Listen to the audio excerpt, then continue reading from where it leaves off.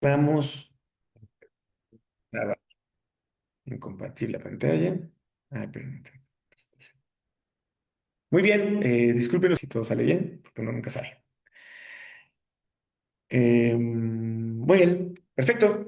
Pues vamos sin más a la presentación del día de hoy, que como les comentaba, son estas estrategias, ¿no?, que queremos implementar para la arquitectura regenerativa, lo que entendemos como arquitectura regenerativa. Que por supuesto no podemos entender, no podemos como apuntalar si no tenemos en cuenta esto que les compartía, ¿no? El cambio climático, que entre una cosa o la otra se está evidenciando que cada vez más nos está colocando en un punto de vulnerabilidad. Nuestras ciudades, nuestros asentamientos, no importa si son un pueblito, ¿no? En las últimas inundaciones que tuvo el estado de Veracruz, ya existieron, ya existió al menos un pueblo que decidió ya no reconstruirse, sumarse a esta carpeta de los migrantes climáticos, puesto que su asentamiento, a lo mejor de inicio estuvo equivocado o al transformar su territorio generó bastante vulnerabilidad que al salirnos de los valores del cambio climático, pues evidentemente los desastres también van rompiendo récord y van alcanzando cada vez más de nuestros asentamientos, van haciendo que nuestras ciudades sean también cada vez más difíciles de vivir. Y como les he comentado en algunas conversaciones, vemos que ya hay muchos pronósticos de lo que puede ser. Algunas personas dicen, eso es un escenario muy adverso, pero siempre es mejor trabajar con el escenario adverso, estar preparado para el escenario adverso, para que, pues, si ocurre, estamos listos, y si no ocurre, estamos mucho más listos, ¿no? Hay muchos programas que van simulando según la temperatura que vayamos alcanzando, la cantidad de agua que se va a vertir a los océanos, y evidentemente cómo esto también va a recuperar suelo y va a generar muchas zonas inhabitables. Se habla cada vez más de franjas en donde la civilización humana va a poder seguir prosperando y franjas en donde no lo va a hacer. Las llamadas ciudades oasis, a lo mejor me han escuchado hablar mucho de esto, pero al final esto es lo que nos está dando nuestro porqué. No podemos sumarnos todos a la carpeta de migrantes climáticos. Tenemos que empezar a generar estrategias para que esta franja roja, que cada vez se marca con más contundencia, empiece a tener islotes verdes, islotes oasis, que poco a poco vayan siendo espacios habitables. Hoy en día nuestras ciudades no son espacios habitables. Cuando menos las ciudades latinoamericanas, en su mayoría, son ciudades que nos enferman en lo físico, en lo psicológico, en lo epigenético, en el tejido social. Son ciudades que nos enferman, son ciudades que son efecto multiplicador de la arquitectura que nosotros diseñamos, construimos y habitamos. Entonces, mucho de lo que les estoy platicando ahora y desde que empezamos estas charlas va dirigido a esto. Cómo vamos poco a poco cambiando nuestra forma de pensar y de interactuar con nuestro medio para generar entonces esos islotes posibles. Entonces hemos generado como esta matriz que nos puede ir llevando a un entendimiento de cómo esas estrategias pueden ir interactuando. Como les comentaba al principio, la arquitectura no la vemos como un objeto, no la vemos como algo delimitado por su territorio, el lindero de su predio, ¿no? La arquitectura interactúa como un objeto, tanto sombreando al vecino, tapándole el sol, tapándole la vista, como hundiendo el suelo. La arquitectura interactúa con su entorno inmediato, interactúa con el entorno en donde extrajo los materiales, interactúa con el sistema global al cual está liberando emisiones de gases de efecto invernadero. Porque la arquitectura hoy en día no solamente causa un desastre mientras extrae los materiales, mientras los transforma, mientras construye, sino también mientras opera. Hoy en día nuestras construcciones están emitiendo gases de efecto invernadero. Por eso hay una gran tendencia a decir descarbonicemos la arquitectura, que la arquitectura no esté emitiendo gases de efecto invernadero. ¿Y por qué? Pues por el cambio climático. Pero el cambio climático nos está ganando, nos está rebasando nuestra capacidad de respuesta, nuestra capacidad adaptativa a muchos asentamientos humanos, nos está superando. La UNAM estaba revelando unos estudios interesantísimos en cómo gran parte de la Ciudad de México va a ser inhabitable en 10 años. Ya no estamos hablando del 2100, ¿no? Para que nuestros nietos lo sufran, sino es algo ya muy cercano. Aquí estamos del 2030, aquí estamos del 2050, que son las grandes barreras, esas que han dicho aguas en esos puntos. Va a haber situaciones muy drásticas, ¿no? Hoy en día las hay. Pero nos queremos implementar tres estrategias, como les comentaba. Construcción con bambú como un elemento estructural, en la medida de lo posible, integrándolo con sistemas de tierra y agregados alternativos y incorporándolos también con envolventes verdes como un filtrado, ¿no? Eh, que lo vamos a ir viendo para que funcione como un metabolismo, como una célula regenerativa. Claro, hay muchas estrategias más que tenemos que ir aplicando, pero esto es un vistazo, ¿no? De lo que la arquitectura puede estar influyendo positivamente en su entorno y se diseñe desde el principio así y no pensando como en arquitectura de revista. Entonces hemos creado, por ejemplo, estos mapas de análisis en donde decimos, ¿qué es lo más importante para ti? A ver, ¿no? Si pensáramos que vamos a un espacio completamente inhabitado y tuvieras que elegir una cosa, ¿no? Para sobrevivir, ¿qué elegiríamos? Piénsenlo. A lo mejor escríbanos, ¿no? A lo mejor alguien por ahí va a salir que pues, conexión a internet o algo por el estilo, ¿no? Pero, ¿qué sería lo más indispensable para contar en ese espacio? Y sin duda, pues sería el oxígeno, ¿no? Porque ¿cuánto tiempo podemos estar vivos sin oxígeno? Algunos unos segundos, me encuentro en ese grupo, audaces, también pues, otros minutos. Hay un récord Guinness también de apnea muy interesante, pero al final, pues, después de 20 minutos, me parece que es el récord, pues ya todos nos vamos. Si no respiramos, nos vamos. Debemos contar con oxígeno. Te lo dijeron. Cuando dijeron, a ver, vamos a diseñar tu casa, ¿no? ¿Cuánto respiras? ¿Cuántas bocanadas das al día, ¿no? Y cuando respiras, ¿qué pasa cuando respiras? Y entonces eso tiene mucho que ver con la calidad ambiental. No es romántico, no vamos a hablar de inciensos ni nada, estamos hablando de que la gente muere porque la calidad del aire que respira. Entonces, tu arquitectura, ¿cómo influye en el oxígeno, en la producción de oxígeno, que es lo que necesitamos para sobrevivir?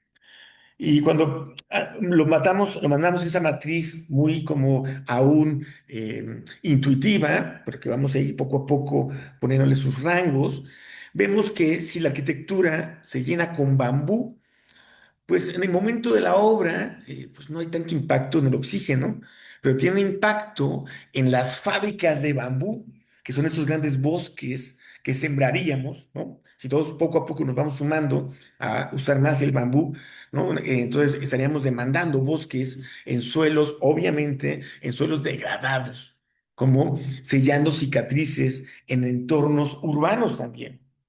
Entonces, el bosque de bambú, ahí sí, estaríamos hablando de que cuando colocamos plantas alrededor de nuestra construcción, pues las plantas, pues eso tienen el sistema vegetal tiene un rango alto, porque las plantas pues siempre van a estar produciendo oxígeno, constantemente van a estar fijando sustancias suspendidas, de alguna forma es un purificador de lo que respiramos, que lo que respiramos hoy en día nos causa muchas enfermedades en las ciudades. Hay terapias de oxígeno puro el aire contaminado en las que habitamos. Entonces, por eso es muy importante llenar la naturaleza. La estrategia más fuerte en cuestión del oxígeno serían las envolventes verdes. El bambú, pues en su producción, estaría produciendo mucho oxígeno mientras va creciendo, va produciendo mucho oxígeno, y la tierra poquillo, por eso su rango casi no tiene valor. Perdón. Lo que sí tendríamos que tener en cuenta es que cuando extraigamos la tierra, tenemos que tener mucho cuidado en que nuestra extracción no vaya a provocar erosión, no vaya a provocar escorrentías, que eso puede ser una afectación cuando solamente vamos y traemos el material sin las consideraciones sistémicas. Debemos tenerlas en cuenta. Aquí vemos unos rangos, es cada vez lo vamos a ir apilando más, ¿no? Y aquí vemos las capas radar. Pues claro, ¿qué es lo que estamos respirando, ¿no? Entonces, si colocamos jardines en todas esas azoteas, ¿no? Estamos haciendo que todas estas sustancias suspendidas caigan pues en las hojas y con la lluvia pues se vayan lixiviando, digámoslo, ¿no? Muy, muy importante también comentarles, pues obviamente nuestra fábrica de bambú es esta, ¿no? Cuando nosotros vamos a la fábrica de bambú, pues son bosques. Y el bambú es un pasto, entonces no lo estamos talando. eh, Eso también es súper importante, ¿no? Lo estamos de alguna forma dándole una poda japonesa, ¿no? Para que crezca más y más y más y más, ¿no? Entonces, cuando vamos al bambusal y lo hacemos bien, el bambusal es muy agradecido con el corte que hacemos. El agua sería lo siguiente, ¿no? Si ya tienes oxígeno, ya puedes respirar, ¿no? Pero al cabo de algunos días, pues morirás si no tienes agua. Entonces, ¿de dónde viene el agua que tú ocupas en tu construcción? ¿No? El conectarse a las redes municipales ya deja de ser como muy responsable en ese sentido, ¿no?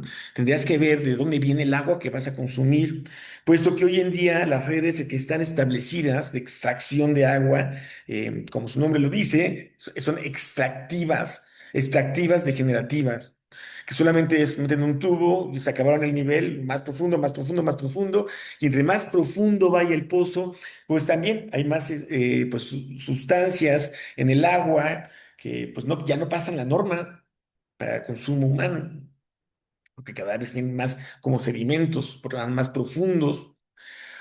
O vamos y le robamos el agua a los pozos de los campesinos, que luego no tenemos alimento, porque no tuvimos como la precaución de preguntarnos de dónde va a salir el agua que vamos a usar durante la construcción y durante la operación de ese edificio.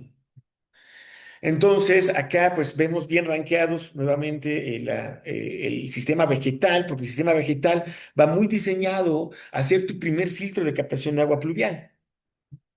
Toda la cubierta, ¿no? Cuando colocamos cubiertas ajardinadas, pues tienen drenes y todos estos drenes pues se van ya directo a cisternas de almacenamiento de agua que pues ya pasaron su primer capa, ¿no? Son el elemento vegetal. También ayudan muchísimo a almacenar más agua porque es como una esponjita que después va poco a poco liberándola.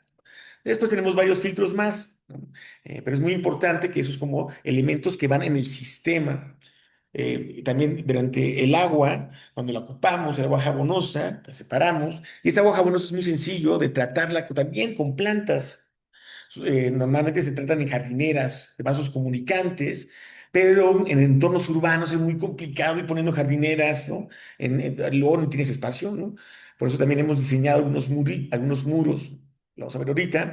Pero entonces, cuando vemos que los sistemas vegetales incorporados a la arquitectura se piensan como filtros. No pensamos usar agua potable para regar plantitas en un muro, eso es como una inversión mal dirigida. Tenemos agua. A mí es cuando dicen, es que, a mí se pregunta, ¿no? Cuando dicen, no, es que aquí no tenemos bambú. También dicen, es que aquí no tenemos agua, ¿no? Pero nos bañamos, vamos al baño, lavamos platos, lavamos ropa, todo eso es agua. Y agua que va con nutrientes que con sistemas vegetales correctamente dirigidos podremos reaprovechar, podemos filtrar y darle más ciclos al agua que todos tenemos y después regresarla, pero regresarla limpia. Es un filtro. Entonces, cuando pensamos en el agua, pensamos en el sistema, como una visión sistémica, pensarla como un filtro. No queremos ocupar agua potable para regar plantitas. Y también los bosques de bambú los pensamos como grandes medios de infiltración de agua. Hacer zanjas de infiltración donde el bambú rompe la tierra y va incorporando el suelo y rellenando nuestros mantos acuíferos, que es otra de las grandes aberraciones que nuestra arquitectura y urbanismo propone. ¿no? Sobre todo el latinoamericano, ya el europeo está agarrando la onda, ¿no? Pero el latinoamericano pésimo, siguiendo más el sistema americano de grandes vías de comunicación con pavimentos, todo impermeabilizado y luego a conducirlo a drenes que se colapsan, y pues ahí se inundan. Entonces, las ciudades hoy en día se están equipando también eh, con zonas de infiltración para asegurar su vital líquido y su prosperidad, porque ya los ríos contaminadísimos. Muchas estrategias para cómo podemos filtrarlos también con humedales a través de bambú. Vamos, y nuevamente en la tierra, pues precaución, porque hay muchas escorrentías, ¿no? Que generan erosiones, que colapsan también sistemas, ¿no? No solamente es ir a extraer la tierra y listo. Nosotros empezamos estas exploraciones así de básico, como pues, el agua de la lavadora, que es este tubo, que ven aquí, ese tubo que va directo al techo, ¿no? Y se riega a gramíneas, que está aquí a este lado, y también a estas suculentas. Obviamente esto te hace reflexionar acerca de qué jabones usas, ¿no? Como todo es, digo, todo es parte de un sistema. Tenemos que verlo como un sistema complejo, ¿no? Entonces, tus plantas van a estar mucho más agradecidas si ocupas jabones biodegradables, hechos con productos naturales, y no solamente las plantas, tu piel. El agua va a ser más fácil de limpiar. O sea, todo es un sistema. No solamente es colocar celdas y calentadores solares, ¿no? Es todo un sistema de pensamiento y de reflexión y de integración y de ver todos los recursos que tenemos alrededor, que los vemos como desechos y sistemas de cubiertas naturales sencillos, sobre láminas, con materiales locales, ¿no? Obviamente cubresuelos, es muy importante en las azoteas, los cubresuelos, porque los vientos, si no, pues se los llevan y ya no tienes ahí soporte o nutrientes, diferentes estratificaciones, ¿eh? Para ver cómo iban funcionando, pero la verdad es que ese es un sistema extensivo en donde no subes a la azotea, simplemente ya pues, lo que la naturaleza decida que ahí va a crecer con el régimen de agua que le está cayendo, con la calidad de agua que está cayendo, pero todo eso es un humedal que está en tu azotea que también te da aislamiento térmico, acústico, que crea, que restituye la cicatriz que hacemos al suelo cuando construimos, la restituimos nuevamente en la cubierta, brindamos hábitat para flora y fauna y dirás, sí, qué romántico, pues sí, qué romántico, porque está padrísimo, ¿no? Pero de todos modos, estamos en un entorno de la sexta mega extinción causada por los humanos, causada por la forma en cómo producimos nuestra comida, producimos nuestra vivienda, la forma en cómo habitamos el territorio, estamos extinguiendo a la mayoría de las especies porque no caben, ¿no? Porque todo quiere ser de vidrio, todo quiere ser de concreto pulido, no, no, no. No, no, no, naturicemos las ciudades. Y me recuerdo mucho a una conferencia que tuvo este gran arquitecto Javier Sanusian en la Ibero de Puebla, en donde le cuestionaban, ¿no? De por qué ponía cubiertas verdes en todas sus construcciones, que son hermosísimas, vayan a saber, sin duda. Y él contestaba, ¿no? Porque le decían, solamente los gatos entierran su porquería, ¿no? Tratando de desprestigiar esta arquitectura. Parece que poner naturaleza en la arquitectura parecería ser como retrógrada, ¿no? Una visión muy errada, que es lo contrario que necesitamos. Y finalmente él contestaba, y decía, pues, si todos los arquitectos hubiésemos enterrado nuestra porquería, tendríamos bosques en vez de ciudades. Y qué maravilla sería, ¿a poco no? Salir por las calles y que todo estuviera rodeado de montañas y abajo las casas, y no lo que vemos hoy en día, ¿no? Cuestión de cosmovisión, que eso también es muy importante, cómo vamos cambiando nuestra cosmovisión, cómo vamos cambiando los símbolos de desarrollo que vamos creyendo, ¿no? Que vamos formando o vamos heredando. El bambú, como les decía, ¿no? Almacena muchísima agua en su sistema rimatoso, en sus tallos, pero también la infiltra.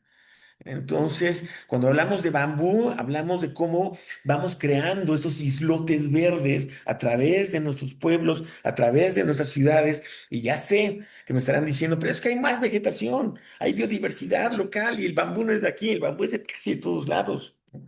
Pero recuerden que ahorita estamos en una transición muy grave. en donde estamos deforestando mucho más rápido de lo que estamos regenerando, muchísimo más rápido. Nos gana la batalla. Hay muchísimas hectáreas degradadas en donde el bambú podría llegar como un elemento regenerativo a crear suelo, a crear bosques, pues, porque es un pastizal, es una gramínea, y son sus primeros pasos, ¿no? Muy bien, y después de que tenemos el aire, después de que tenemos ya el agua, pues nos falta el alimento. Y tú dirás, pues, ¿cómo? ¿La arquitectura tiene que ver con el alimento? Pues mucho, pues mucho. Mucho porque desde cómo la pensamos, la arquitectura puede estar diseñada para compostar pues todos los restos de comida. ¿Dónde vas a compostar esos restos de comida? ¿Dónde se va a, después de que eso que llamamos basura, ¿no? Que representa casi el 60%, tus residuos orgánicos representan casi el 60% de lo que llamamos basura. Entonces, si la compostamos, reducimos muchísimo la basura que entregamos a las ciudades. Porque al final las ciudades producen toneladas de basura al día, pero se producen a través del efecto multiplicador de las casas que habitamos, ¿no? Entonces, que deben estar adaptadas para compostar, que deben estar adaptadas para que esa composta, que es riquísima en nutrientes, pues ahora produzca alimentos. ¿No? No solamente por lo terapéutico que esto representa, que eso es muy importante en cuestión de salud mental. La salud mental también tiene mucho que ver, según la psicología ambiental, tiene mucho que ver con las formas que diseñamos, con los colores, con las vistas que creamos, la neuroarquitectura tiene mucho que ver con ese entorno. Entonces, ¿por qué no disponemos de esos lugares en nuestra arquitectura para producir nuestros alimentos, que también son fuentes ricas en nutrientes y economía? El bambú, por otro lado, también representa una gran fuente de alimentos en sus tubérculos, un gran mercado que pues, crece muchísimo y de ahí se pueden cocinar de muchísimas maneras, enlatados o en pastas, diferentes formas, ¿no? Y no sobra decir que la construcción con tierra y en general la construcción debería de valorizar mucho más la materia orgánica que normalmente o la enterramos en concreto, que es las primeras capas del suelo. Las primeras capas del suelo no tienen mucha calidad estructural, pero sí muchísimos nutrientes que ya sea que los revolvemos con esas máquinas y los generamos como escombros o los enterramos en losas porque no lo sabemos. Esto al menos se tiene que extraer y separar y aprovechar en las miles de jardineras que tú debes incorporar dentro de tu construcción para filtración de agua de lluvias, para filtración de aguas jabonosas, varios elementos que tu arquitectura debe tener para ser más sana. Entonces, por eso están más o menos rankeados de esa manera. Claro, es perceptiva todavía, ¿eh? Todavía no digan, "Ay, que no, todavía no. Ahí vamos, ¿no? Vamos presentándoles más o menos la cantidad de personas que dependen del bambú para comer, las presentaciones que tenemos disponibles. Hay un mercado enorme que va de China a Estados Unidos para surtir el mercado asiático de esta gramínea, que México podría aprovechar también. Hay una estadística que dice que aproximadamente cada 5 segundos muere una persona en el mundo de hambre. Entonces, tener estas fábricas que también pueden alimentarnos sería muy interesante. Finalmente, lo más concreto de lo que nos dicen de la arquitectura, ¿no? Que es pues, el espacio construido, ¿no?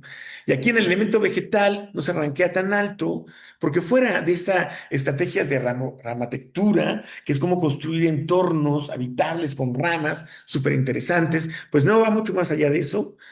Probablemente también nuestras primeras habitaciones, cuando éramos nómadas, hace miles de años, fueron también de ramas, pero lo que más nos deja legado es la construcción con tierra. La construcción con tierra tiene siglos, siglos, ¿no? La vemos desde los sumerios, desde los sumerios. Vamos pasando por el ladrillo crudo, por el ladrillo cocido, por la tapia, por diferentes expresiones de arquitectura con tierra que se dan alrededor del mundo. A mí en lo particular me llama mucho la historia de Shibam. Es una ciudad que sobre el 1353 sufre una gran inundación que destruye muchos de sus edificios y se replantean cómo hacer arquitectura adaptándose a esos elementos que la vulneran, que es la inundación, el sol y los ladrones, porque Shibam está asentado en un río que con las lluvias baja muchísima materia orgánica, con muchísimo también arcilla y arenas que después ocupan para su construcción, pero que de momento son muy ricas en alimentos, ¿no? Entonces hay una simbiosis muy interesante entre la altitud, ¿no? de los edificios de más de 30 metros construidos con tierra y que cada año en un festival se van renovando, que es el mantenimiento que le dan a esta Manhattan del desierto, llamada Manhattan del desierto, por la verticalidad que tiene desde siglos atrás. Y el bambú también. El bambú ha sido usado hace muchísimo tiempo. ¿Cuánto? No tenemos certeza, porque al igual que el sistema vegetal de ramas, pues es más susceptible a biodegradarse con los años que la tierra.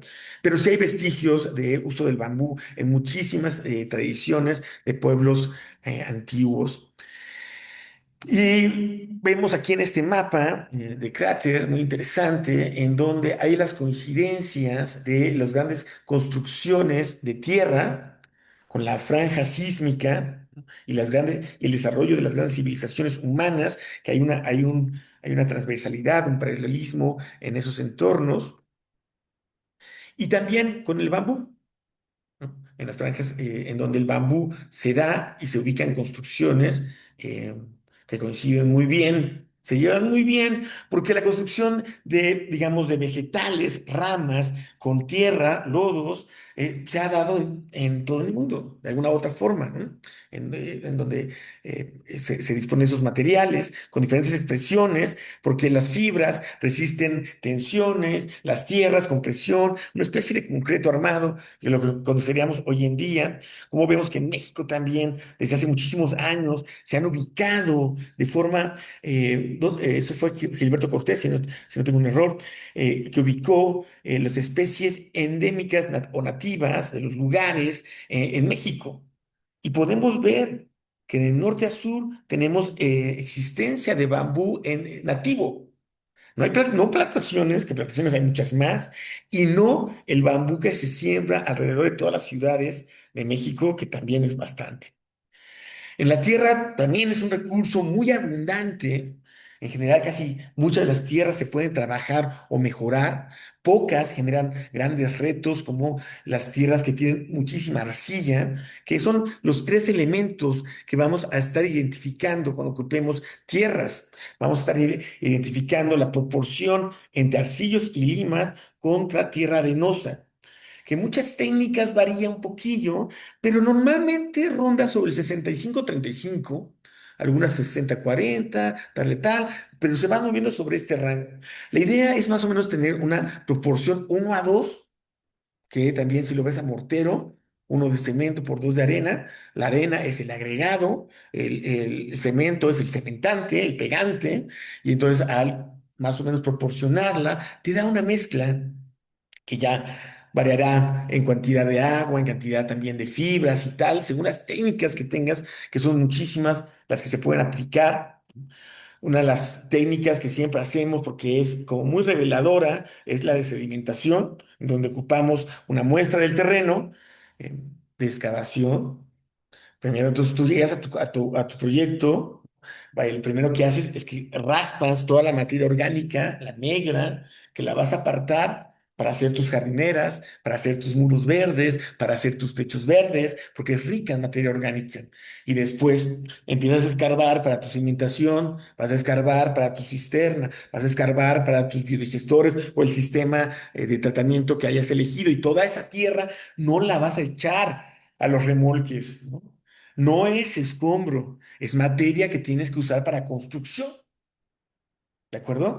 ¿Cómo sé que quién sabe qué? Pues ahora, la prueba de sedimentación, agarras tu frasquito con la base plana, mides 10 centímetros de la tierra muestra que ocupaste, la llenas de agua, lo agitas, ¿no? Como si fuera una cuba, taca, taca, taca, taca, taca, taca, taca, ¿no? o un carajillo, lo que sea, ¿no? Y dejas que se sedimente. Lo más pesado se va a ir al fondo y luego lo más fino va a quedar hasta arriba. Lo que parece talquito o cremita, que son las arcillas y los limos, son lo más suavecito, ¿no? Que parece una cremita, y luego vas a ver una tierra con puntitos negros, que es la tierra arenosa, y al final la gravilla que vaya a tener. Vuelves a medir y ahí tienes las proporciones. Es muy sencillo y casi que es infalible. El bambú es hermoso porque tiene la capacidad de adaptarse a muchos sistemas constructivos, a muchas necesidades también de vivienda. Puede resolver la vivienda social, por supuesto, la puede resolver, ¿no? Aquí vemos algunas viviendas hechas muy básicas con bambú y esterilla o planchado de bambú, que es como cuando el bambú se abre como una tabla. Vemos también aquí un proyecto, que me parece que es de la Unión Europea, fomentado en Perú y en Costa Rica, de ciudades, de viviendas adaptadas al cambio climático, ¿no? Es muy interesante también ya esas visiones de cómo debe ser la arquitectura en un nuevo clima. Ya no es como era antes, ¿no? Ya lo que era antes ya dejó de ser. Ahora necesitamos entender qué es lo que va a ser.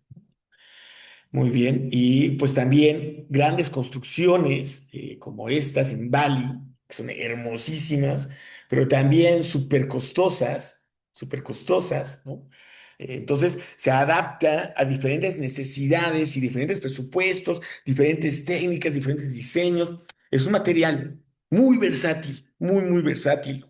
Cuando lo combinamos de muchas maneras, pero la sencilla es esta, ¿no? Cuando usamos el bambú, lo usamos en tiritas, reglillas, cuando lo seccionamos en su sentido transversal, ya, sacamos mucha fibra que integramos dentro de la mezcla. La misma hoja del bambú genera muchísima resistencia porque es una fibra muy fuerte. Entonces la integramos en el bambú y vamos generando esta mezcla que le llamamos bambureque, porque estamos intentando disminuir la cantidad de tierra a favor de otros agregados que, como les comentaba, aquí hemos aplicado, por ejemplo, como en este arco, en donde tenemos la reglilla trenzada en esterilla y por encima el acabado, o este tipo cascarón, en donde estamos tejiendo, que es el bambú, y luego va la tierra.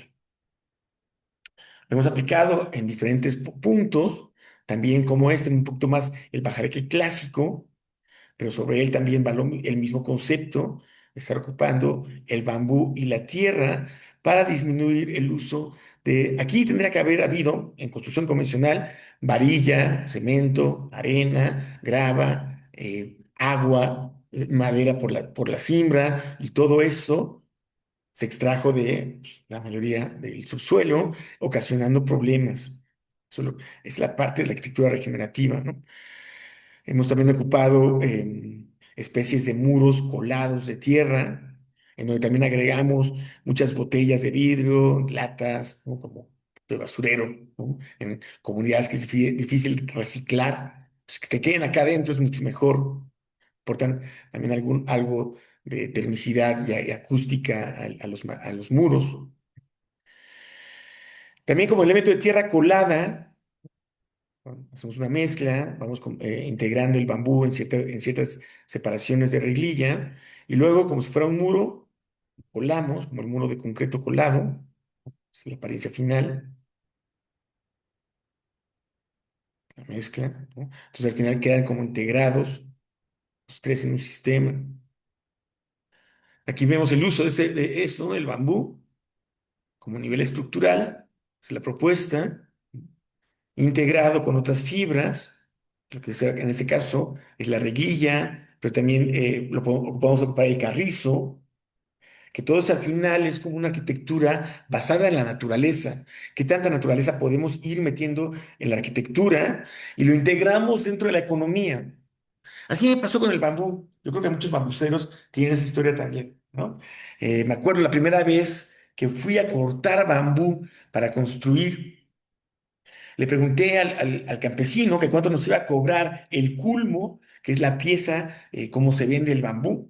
Y me decía el campesino, así extrañado, si en realidad yo quería su bambú. Y cuando le confirmé que sí, me dijo que sí, que no me lo iba a vender, que me lo iba a regalar, pero con una sola condición, con la condición de que me acabara todo su bambú. Porque en ese momento el bambú no estaba en el mercado, no valía nada, tenía un precio, era una plaga más bien. Ya fue cuando volví a regresar y volví a regresar, el campesino me dijo, ¿y sabes qué? Pues ya, no, unos 10 pesitos. Y luego pues, de 10 pesitos pasó a 20 pesitos, a 30 pesitos, y ahorita anda sobre los 45, 50 pesos, ¿no? Entonces ya está dentro de una economía, entonces ya se protege, ya se cuida, ya se valora.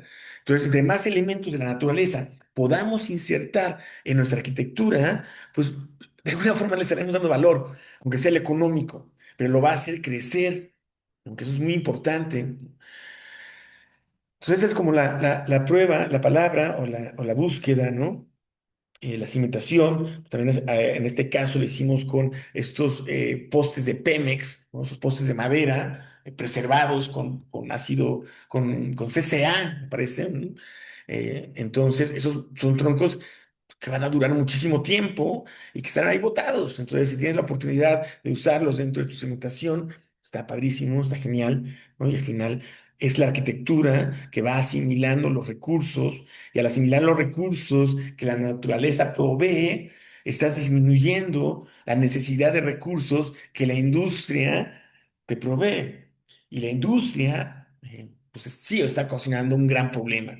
Se están llenando de dinero, por supuesto, pero a nivel medioambiental, a nivel social, están produciendo un gran problema. Entonces, esa es como la búsqueda un poquillo. Aquí vemos entonces la cimentación de los postes de Telmex. Vemos acá la estructura de bambú que lleva los muros colados, el alma de carrizo en este antepecho, el logo de la Volkswagen, el muro, el techo de lámina con el techo verde. Y así hemos aplicado muchísimo el bambú en distintas estructuras, a distintas escalas, pero pues la búsqueda es eso. Cuando nosotros vemos esas construcciones, pues obviamente nos gustan, obviamente creemos en su aporte estético, pero lo que vemos más bien es pues que ese bambú viene de unos bosques biodiversos, su mayoría de la Sierra Nororiental. Eso también es muy interesante comentarlos, que nosotros pues, preferenciamos comprar el bambú a campesinos que lo tienen dentro de su parcela como parte de la biodiversidad que tienen, ¿no? En su cafetal. No buscamos los que tienen las hectáreas plantadas, que eso es otro mercado. Nosotros buscamos el mercado pequeño de la comunidad, el mercado pequeño del vecino que tiene un bambusal, que si ustedes afinan la mirada y salen y recorren unas cuantas calles, probablemente encontrarán bambú. Y aunque estés en Torreón, y aunque estés en Bacalar, ¿no? O en algún otro lugar extraño para el bambú, existirá. Hay más de 1.600 especies en el mundo, han crecido de forma natural en todos los continentes, menos en el europeo, pero ahorita en Europa hay muchísimo bambú, porque el bambú ha crecido, lo puedes encontrar en Florida, lo puedes encontrar, hay bambú que crece en los Himalayas. Entonces, es una respuesta que es posible para todos. Cada bambú tiene diferentes cualidades, por lo cual, pues también te retará, ¿no? A usarlo con diferentes formas. Cuando integramos el envolvente verde en el edificio, es como una protección. A veces vemos la naturaleza y decimos, ching, ya está la naturaleza ahí, ¿no? Ya salió la rama en mi azotea y pensamos que es algo que pues, es nocivo, pero la verdad es que es algo positivo, nada más que, nuevamente, como arquitectos, no lo preparamos para eso. Si nuestra arquitectura la preparáramos para recibir vegetación, ¿no? Entonces, cuando viéramos que crecen las plantas, nos alegraríamos. Y no solamente porque protege tu edificación, sino porque también protege tu ciudad y finalmente protege tu mundo, ¿no? El que tenemos, o sea, tierra. Entonces, cuando usamos edificios con materiales como el acero, como el concreto, pues reaccionan mal al sol. Entonces, cuando el sol le pega, cambian su onda y se vuelve una onda calorífica que al terminar se suma a un chorro de emisiones de calor que hacen esta burbuja de la isla de calor urbano Vamos a hablar un poquito más de ella. No está diseñada para infiltrar agua al subsuelo, está diseñada para mandar el agua al drenaje y ahí tu ciudad resuelve tu problema, ¿no? Aquí pues no hay pizca de alimento, aquí no hay pizca de biodiversidad, esto está pensado para otra cosa. Y finalmente está expuesta a los elementos, ¿no? Y cada vez que construimos más así, pues estamos haciendo nuestras ciudades más inhabitables. Vale, feliz quien salga en la revista, ¿no? Pero para todos los demás es una ciudad inhabitable. Tú dices, ay, no, sí, yo vivo en ella. Pues sí, pero nos estamos enfermando.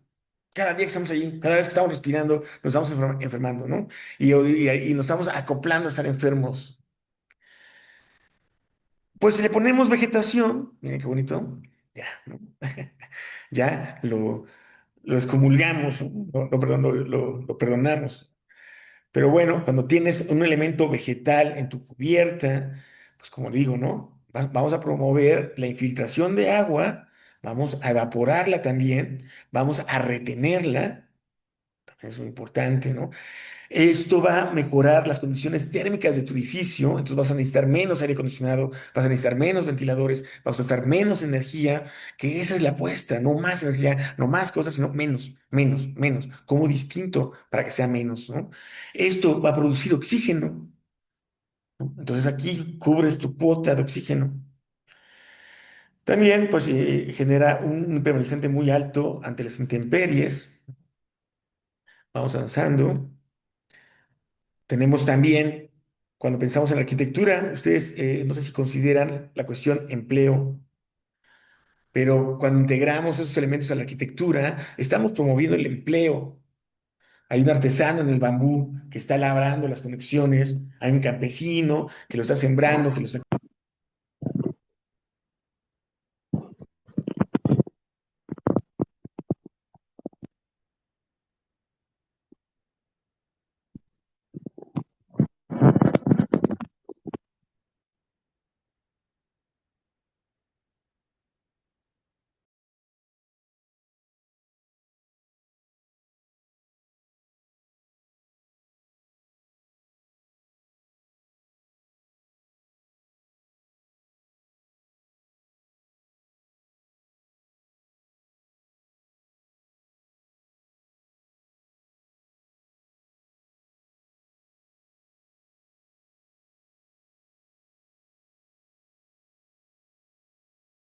Ay, ¿ahí me escuchan, perdón?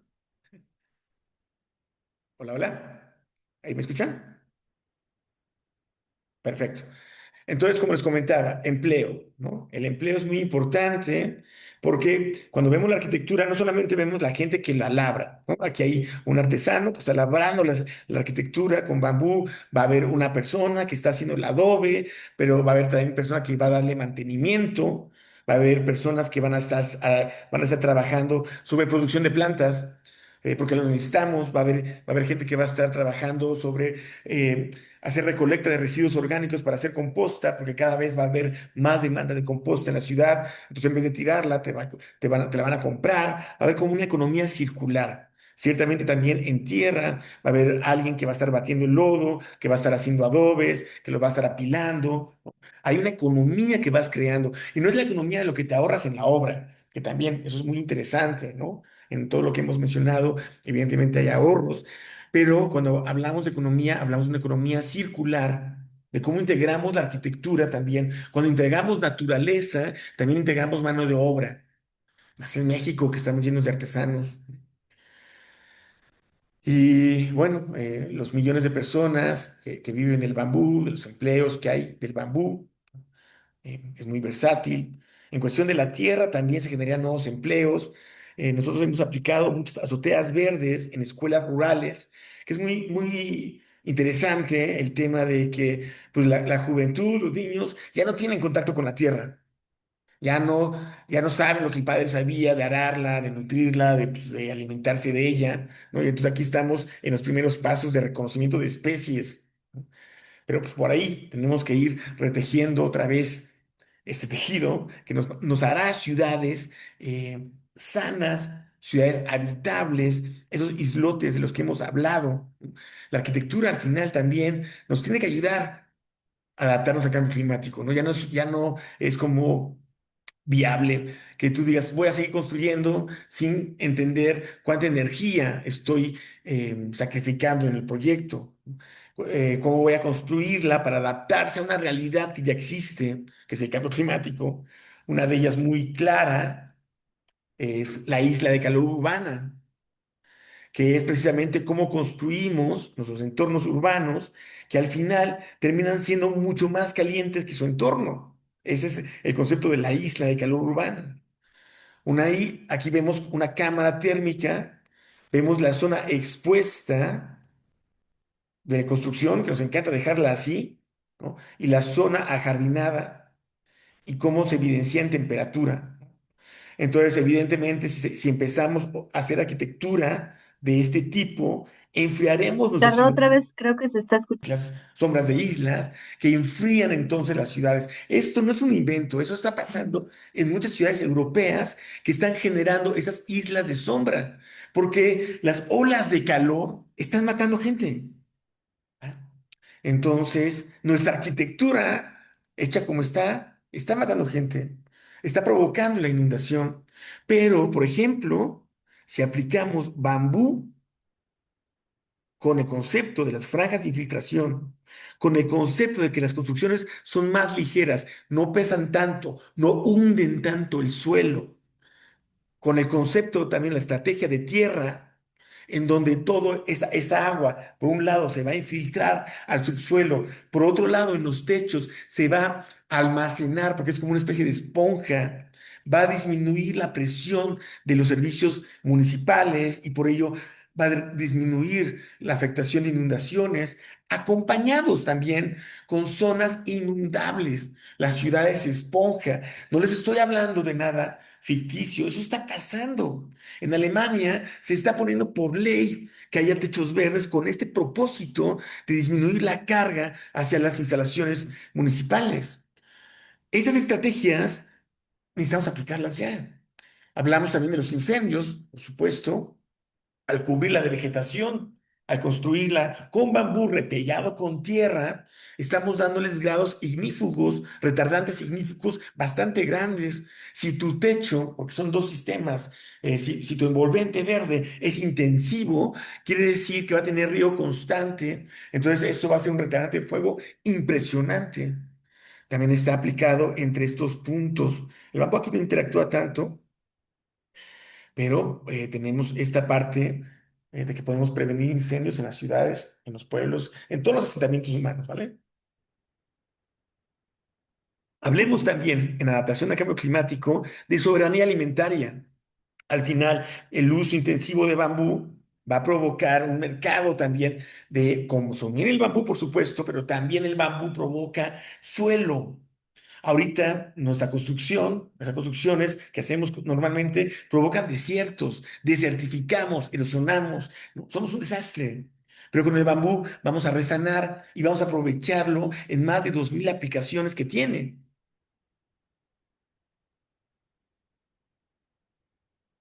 ¿Correcto? Y evidentemente, los envolventes verdes no son decorativas, son productivas. ¿Qué vamos a tener ahí?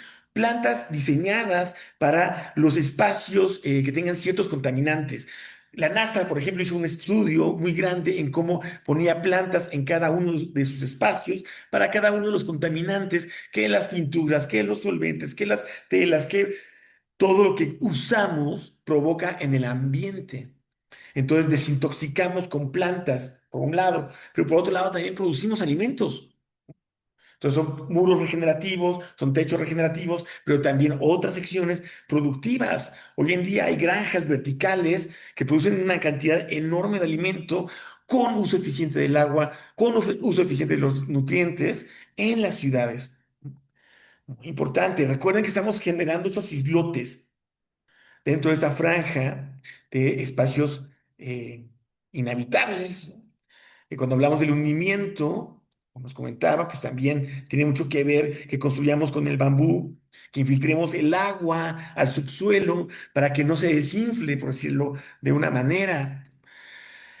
Entonces tuve la oportunidad de participar en esa pequeña franja de bosque que está cerca del Parque Metropolitano, en la ciudad de Puebla, en México, en donde originalmente era un parque que tendría un andador elevado que conectaría a esta universidad, pero porque por temas políticos, al final en la obra lo cancelaron y ese puente empezó a subir y luego bajó acá, ¿no? Vamos a ver ahora.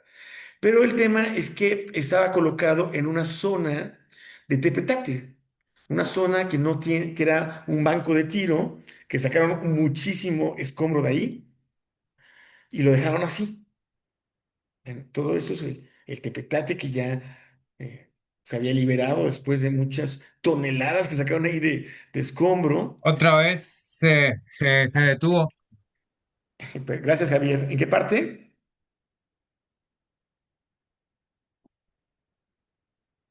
A ver, coméntame en qué parte nos quedamos, por favor. Justo cuando empezaste a comentar, digamos, estas dos imágenes. Ahí como que se detuvo el... Gracias, Javier. Gracias, Javier. Perfecto. Muy bien, entonces aquí la idea es que no tenemos materia orgánica, todo es de petate, ¿vale? La idea original es que teníamos aquí el puente elevado y se conectaba acá, hacia la universidad. El concepto también era dos cosas. Una es que pudiéramos tener un sendero terrestre e ir conociendo todas las especies. Aquí sembramos 40 especies de diferentes continentes y el puente elevado que atravesara el follaje del bambú, ¿no? Y pudiera sentir la diferencia, de clima que se siente, que es sorprendente, el microclima que se hace en los bambusales. Cuando empezamos a construir aquí, los labios se te partían de la resequedad, del viento, el polvo, los ojos todos rojos. Era horrible trabajar ahí. Pero así empezamos, fuimos conformando los suelos. Fuimos sembrando algunas especies en diferentes formatos, en diferentes distancias. Y claro, ¿no? Nos alegraba muchísimo ver cómo empezaban a brotar, por supuesto, en Puebla, que no, en ese tiempo pues, no, nadie creía en el bambú. Y ese es el andador elevado, que sembramos muchos bambúes acá en torno al puente para que estos bambusales protegieran a la estructura del sol y de la lluvia. Entonces aquí viene el puente elevado y aquí se iba a conectar con la universidad, pero pues, al final, por temas políticos o que no lo sé, decidieron ya bajarlo, ¿no? Entonces ahorita sirve mucho como para ir en bicicleta, hacer ejercicio y tal, y la estructura de bambú siempre está a plano vencido, como para dar una simulación muy clara entre cómo crece el bambú y cómo el bambú puede provocar, puede generar estructuras, ¿no? O la arquitectura puede generar bosques. O sea, al final, el bosque como ya iba creciendo. Y claro, ahora estar ahí, pues estaba lleno de pájaros, el ambiente era súper rico, había un clima muy, pues bajo respecto a su circunstancia, a su circunferencia, ¿no? Entonces, pues pensamos que eso podemos ir implementando para hacer las infiltraciones y reducir las grandes inundaciones que tenemos en la ciudad, ¿no? Como la arquitectura puede modificarse poco a poco para hacer ciudades más habitables. Y estas envolventes se pueden aplicar también de diferentes formas. En este caso, le llamamos naturación directa, en donde solamente provees de los sustratos necesarios y ya la naturaleza hará lo que tenga que hacer. No tienes que regarla, no tienes que hacerle nada, porque no le vas a sacar nada más que respetar otra vez este puente con la biodiversidad, y tener los beneficios térmicos acústicos, ¿no? Y sumarte a esta nueva fuerza que necesitamos impulsar para generar estas islas. Y finalmente las emisiones también, ¿no? Que es muy importante. Vamos cada vez evaluando más estas franjas. Espero que haya sido didáctico, coméntemelo si no, porque nos desvelamos.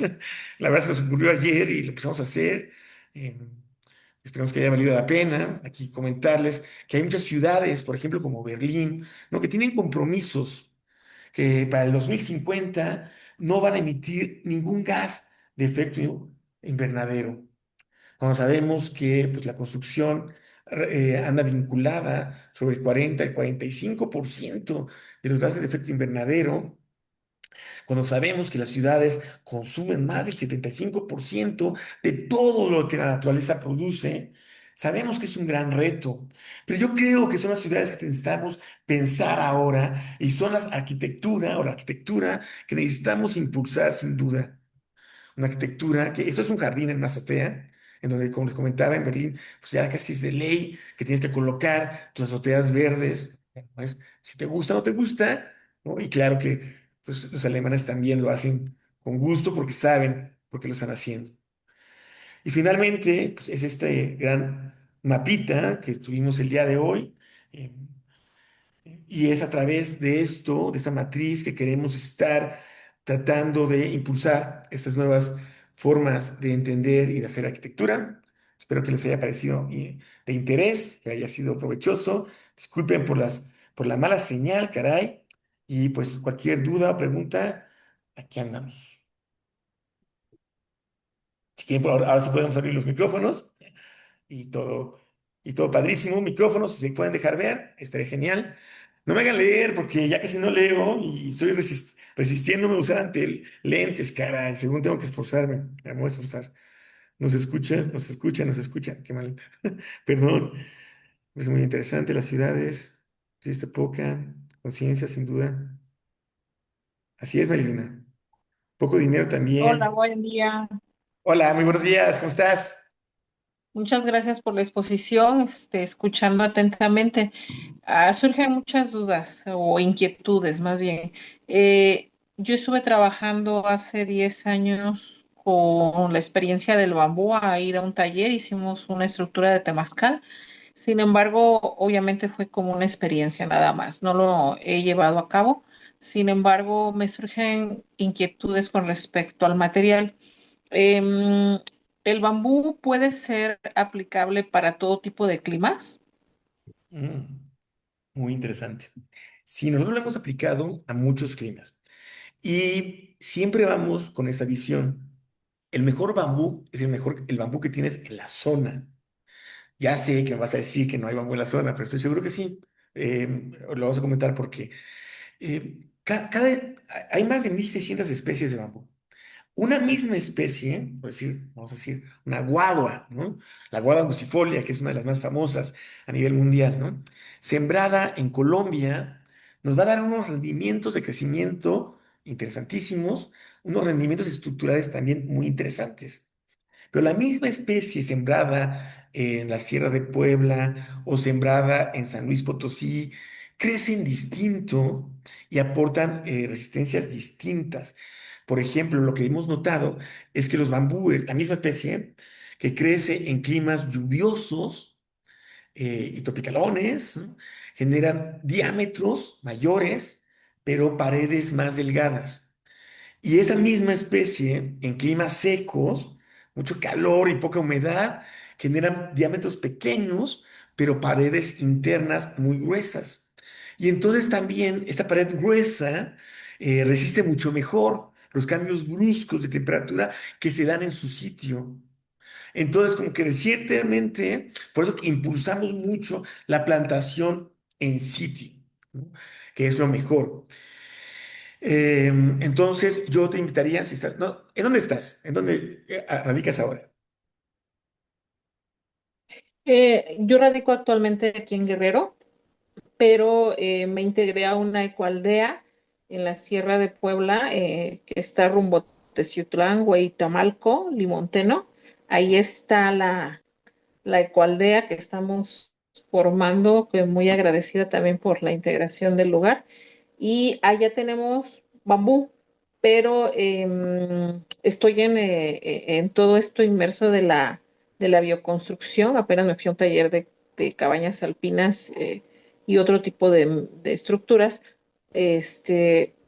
haciendo uso de madera reciclada. Entonces, esa era la inquietud, o es la inquietud más bien, porque tenemos bambú, pero estamos en inicio. Y entonces me surge también otra pregunta. El bambú puede curarse, por así decirlo, con ácido bórico, al igual que la madera que se utiliza para las cabañas. Sí, sí, sí, sí, sí. De hecho, no puede curarse el bambú, debe curarse. Si quieres que te dure, ¿no? Porque luego también hay unos locos que quieren hacer unas cosas que solamente quieren que le duren 3 años, ¿no? Entonces ahí pues ni lo vas a preservar ni nada, solamente es como un elemento efímero. Pero si tú quieres que te dure por los años, hay que preservarlo. En general, hay dos niveles de preservación. La preservación basada en la naturaleza, en donde vemos el sol, donde vemos la luna, vemos la hora y hacemos como unos procedimientos que hacen que las azúcares se fermenten de forma natural. Y lo complementamos con una preservación química basada en ácido bórico y sales de bórax. Tenemos ahí algunos tutoriales en TikTok que lo puedo compartir en el chat, pero básicamente hacemos una fórmula de 1 a 1, proporción 1 a 1, concentración del 5%, tiempo de residencia de 5 días, y con esto lo preservamos. Estás en lugares súper interesantes para el bambú. Guerrero tiene varios lugares en donde crece muy bien el bambú. No lo conozco tanto, a pesar de que soy de ahí, pero en Tierra Caliente hay bambú, en la parte de Atoyac hay mucho bambú, en la parte de Acapulco también tenemos varias especies y plantaciones de bambú. Y Puebla, en la sierra, pues está inundado de bambú por todos lados y también mucho conocimiento. Entonces estás en un gran sitio. Si quieres tener como mayores detalles de la preservación, nada más recuérdamelo en el chat y mando la liga del TikTok en donde te dice la fórmula. Y también tenemos un video en YouTube en donde explicamos los sistemas de preservación que con gusto los compartiremos. Muy amable, me compartieron el link, desconozco las direcciones, no sé si por WhatsApp de donde está el link para podernos conectar ahorita en esta reunión, pudiera usted proporcionarnos los datos y con mucho gusto. Tengo otra duda, no sé si ya me llené de abarcar su espacio, su tiempo, pero bueno, si se me da la apertura, pues bueno, voy a aprovechar. Venga, venga, venga, Eh, venga. el bambú en esa ocasión que estuvimos en ese curso fue con un arquitecto colombiano ahí en Tepoztlán, Ujú. que hicimos ese curso. ¿Con qué otro tipo cómo podríamos saber o combinar más bien el bambú con otros materiales limpios? Es decir, a lo mejor con la materia de madera reciclada, ¿cómo podríamos combinarlo en cuanto a estructura o diseño? ¿Qué pudiéramos hacer para que pudiéramos mezclar todas esas combinaciones? Y no sé qué también nos resultaría combinar con las técnicas de lo de barro o de lo de paja. No sé, me gustaría que pudiera ampliar ese tema. Le agradezco mucho la disponibilidad. Perfectísimo. Gracias por tu pregunta, es muy interesantísima, porque pues la idea es poderlo combinar en el porcentaje que tú pues mejor quieras con otros elementos. Nosotros lo hemos combinado con muros de tierra. Cuando empezamos a construir con bambú, empezamos a usarlo como siembra muerta con ferrocemento, ya después lo fuimos ocupando como estructura y lo fuimos combinando con muchos materiales, porque eso está padrísimo. Por ejemplo, en la zona cafetalera, cuando estaban buscando la certificación orgánica, usaban muchos costales de nequén. Pero esos costales de nequén, al paso del tiempo, pues se descosían, se podrían, ya no servían, ¿no? Entonces nos los daban y esos costales lo usábamos, colocábamos bambúes como postes, sobre ellos colocamos reglillas como una cuadrícula, sobre ella le ponemos el costal de nequén, lo engrapamos, taca, taca, taca, taca, y lo repellamos en ambas caras. ¿No? Es súper interesante porque lo puedes combinar con muchas cosas. Lo hemos combinado también con llantas, con rollos de ocochal y lodo tejido. Híjole, hay como muchísimas formas en cómo puedes combinar el material. Lo puedes combinar con concreto también, lo puedes combinar con acero, en el gesto de ir en una transición. Nosotros durante mucho tiempo estuvimos ocupando la mezcla de bambú con ferrocemento, que es bellísima, ¿no? Sigue ocupando acero, sigue ocupando cemento, pero ¡guau! ¡Qué bien quedan!, ¿no? ¡Qué bien quedan! Ya de ahora hacemos lo que es el bambureque, que es precisamente la traducción del acero por reglilla, de la tierra por el cemento, más o menos como un bajareque, pero implementando mucho el bambú, tanto en la estructura, como en la reglilla, como en la misma mezcla. Entonces te invito a que pues vayas em, viendo qué tienes en el entorno te va a hablar mucho. El entorno te va a decir muchísimo cómo quiere construirse. Es muy padre. Hay arquitectos que dicen, ah, traje esto de Italia, ah, traje esto de allá. Y dices, pues, híjole, qué padre, ¿no? Qué padre. Pero, ¿qué hubieras pensado si tu arquitectura estuviese basada en kilómetro cero o kilómetro cinco? A lo mejor cero para arquitectura es demasiado, pero kilómetro cinco, kilómetro 10, ¿no? 10 kilómetros en mi periferia es lo único que puedo conseguir de material. Y wow, entonces esa también restricción puede favorecer mucho la creatividad y lo que hemos estado hablando de la economía local, del tejido social, ¿no? De reconocer a los vecinos y sus recursos que en ese momento no los estamos viendo. Espero que haya podido contestarte. ¿Hay alguien más levantando la mano? Sí, yo. Venga. Es que en el chat acabé de compartir un poco para sacarlo de la duda de la duda que tenía ella sobre el uso del bambú en diferentes climas. Encontré pues un refugio que lo realizaron en Ecuador. Es un refugio para la Antártida. Entonces, ahí respondo un poco, digamos, la pregunta que ella hacía. El bambú, pues, se ha venido trabajando. Ahí dejé un link para que, pues, el que esté interesado, pues, pueda consultar un poco sobre este refugio que, pues, me parece muy interesante. Y también aplica un poco el tema aislante del frío con un poco lo que ella decía, lo de las fibras que se desechan de. Acá dice un poco de la utilización de fibras naturales desechadas por la agroindustria en la construcción de estos refugios de emergencia. Esto es con el objetivo de analizar la viabilidad de estas fibras como un material de construcción en viviendas de bajos recursos. Eh, Estas fibras pues fueron ensayadas en laboratorios y pues posteriormente fueron aplicadas a este proyecto que lo aplicaron en la Antártida, traído desde Ecuador. Genial, genial. Entonces, un poco para que consulte, como me parece interesante. Muy buen punto, la verdad, muy interesante. Qué bueno que lo platicas, ¿no? Y lo vuelvo a comentar. Pues tenemos bambúes de cero, del nivel cero hasta 4000 metros sobre el nivel del mar. El recurso que crece ahí, si usamos ese recurso en la expresión de nuestra arquitectura, está padrísimo. A veces no lo hay, ¿no? Cuando construimos a 4000 metros sobre el nivel del mar que nos ha tocado, pues no lo hay y llevamos el bambú y listo, ¿no? Y mezclado con la tierra, pues también como tiene capacidad térmica. Perfecto. Muchas gracias por tu aportación. Está Eduardo también. Eduardo, ¿quieres comentarnos algo?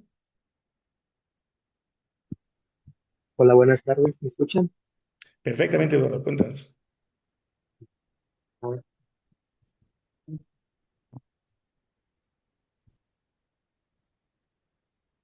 Ya no te escucho, Eduardo. No sé si alguien nos escucha.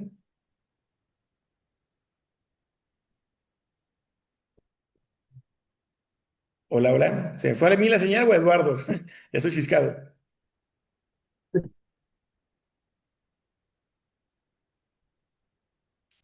Bueno, en lo que Eduardo regrese a la señal, ¿hay alguien más que quiera hacer alguna pregunta?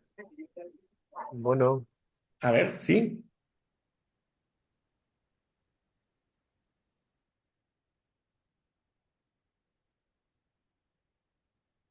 No. bueno, ¿me escuchan? A ver, sí, ahora sí. Hola, Hola, hola. Ahí te bueno, escuchamos, sí. Sí. Perdón por hace rato viendo mi internet. Hola. Sí. ¿Me escuchan? Sí, yo lo escucho. No Ah, sé. perfecto. Lo que comentó juvenil en el estado de Quintana Roo, entonces también representa parte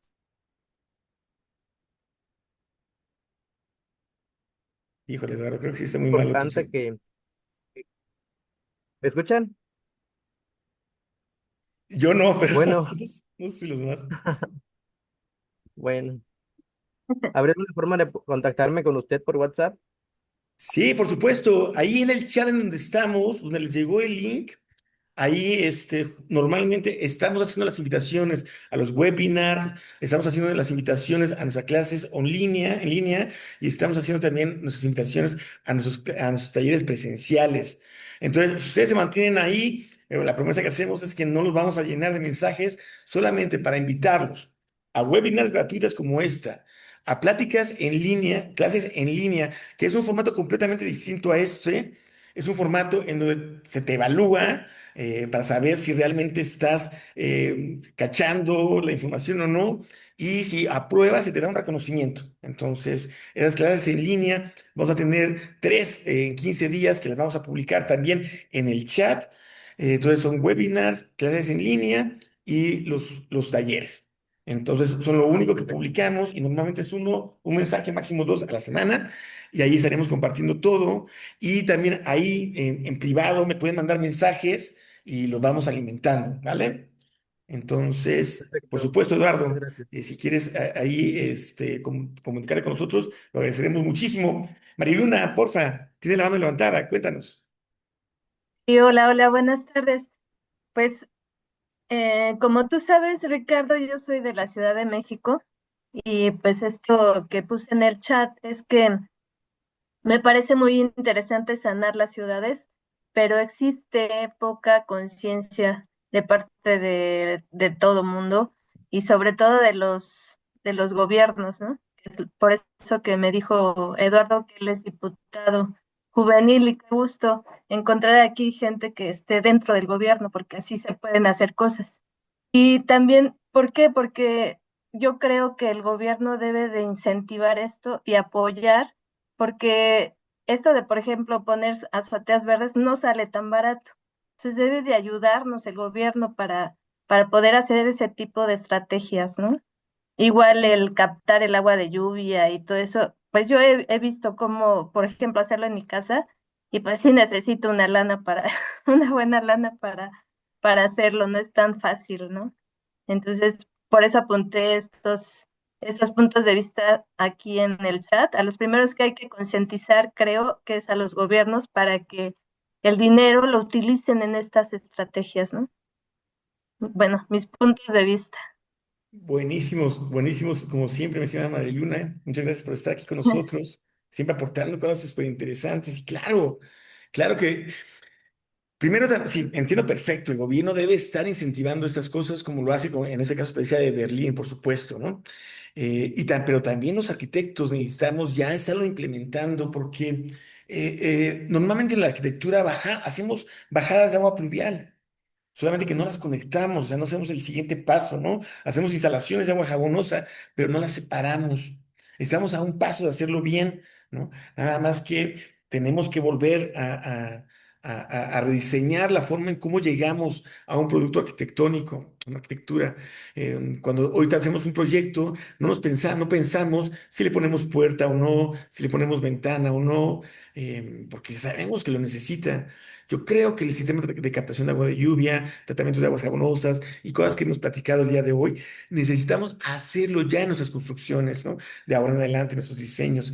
Claro, lo que aporta Mariluna también es súper importante, cómo ya está esto, ahora cómo canalizamos nuevas instalaciones, cómo lo hacemos distinto, por supuesto que es otro gran reto, y también es un nicho de oportunidad para las personas que quieran involucrarse en esto, decir, oye, yo lo puedo hacer, hay una empresa en México que se llama Isla Urbana, que está facilitando de alguna forma la captación pluvial con no me voy a equivocar con el sistema que tienen, pero es muy interesante.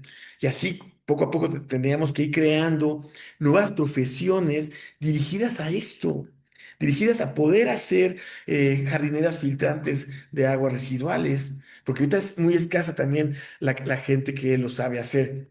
Mariluna, ¿tienes todavía la mano levantada? ¿Quieres aportar algo más?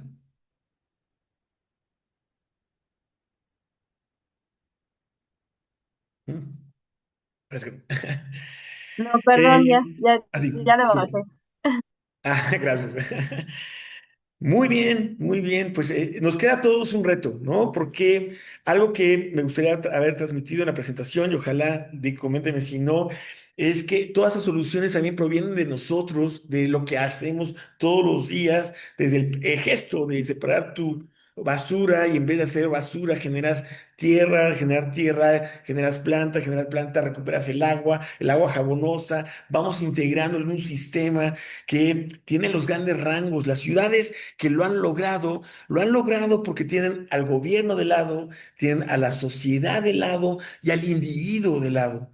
¿No? Hay un eje transversal de conciencia, ¿no? En diferentes escalas, pero que se alinea para poder lograr cambios, que yo creo que es lo que necesitamos ahora. Voy a concluir esta charla, si no hay ninguna otra mano levantada más, ningún otro comentario. Perfectísimo. Pues muchísimas gracias por estar con nosotros. Les pedimos nos sigan en www.octat.com.mx. Ahí están nuestras redes. Tenemos en TikTok varios videos cortos, tutoriales en YouTube, videos como estos, largos, pláticas como estas, en las que puedes estar consultando cuando quieras. En Facebook publicamos generalmente las obras y proyectos que hacemos. Entonces, si nos puedes acompañar, estaremos complacidos, danos un like, suscríbete, ya sabes, eso que hace la gente para que todos podamos ir creciendo y que esta plática pueda ir llegando a más personas y hagamos una comunidad más grande. Ahora somos 900 personas en nuestro grupo de WhatsApp. Poco a poco creo que juntos podremos ir haciendo algo mucho más grande. Muy bien, muchísimas gracias a todos. Esperemos vernos la próxima semana y pásenla muy bien. Gracias por acompañarnos Muchas en este gracias. viernes. Bye, Luna. Un abrazote. Gusto verte como Gracias, siempre. gracias. Hasta luego. Bye, bye.